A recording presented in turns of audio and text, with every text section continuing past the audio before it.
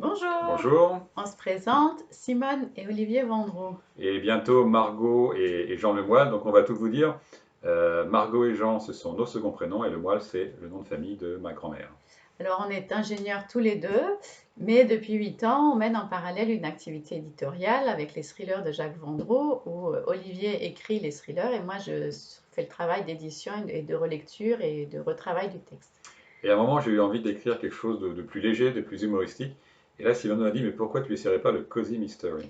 Effectivement, j'avais lu plusieurs romans du genre, ça me plaisait bien. C'est des romans qui d'habitude se passent en Grande-Bretagne, et là je me suis dit, mais pourquoi pas en France? Alors la première région qui nous est venue à l'esprit, alors ensemble, c'était la Bretagne. C'est une région dont je suis originaire. Et la Bretagne avec ses paysages, ses traditions, tout de suite les scénarios ont commencé à venir en tête. Et comme personnage principal, on voulait une femme de caractère, mais qui soit également attachante. Étant moi-même alsacienne pure souche, le choix s'est imposé aussi. Là, le personnage serait une alsacienne, et d'où le nom de Bretzel et beurre salé qu'on a choisi pour la série.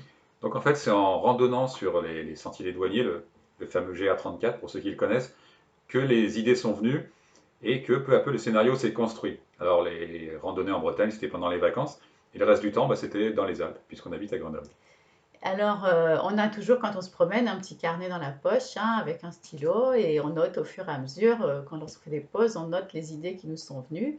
En rentrant, on construit les chapitres, on se les distribue pour l'écriture, puis on les relie mutuellement pour assurer une cohésion de l'ensemble. Derrière moi, là, vous avez la découpe du tome 2.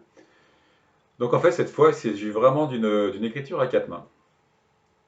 Donc ce premier tome va se passer dans un village breton qui s'appelle Locmaria, où une inconnue va arriver, la fameuse Alsacienne. Donc qui est cette Cathy? Qu'est-ce qu'elle vient faire? D'où vient sa fortune?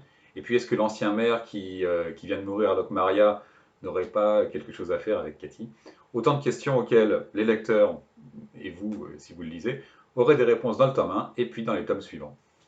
Voilà, en espérant vous avoir donné envie de découvrir la suite et en vous disant à bientôt. À bientôt. Au revoir. Au revoir.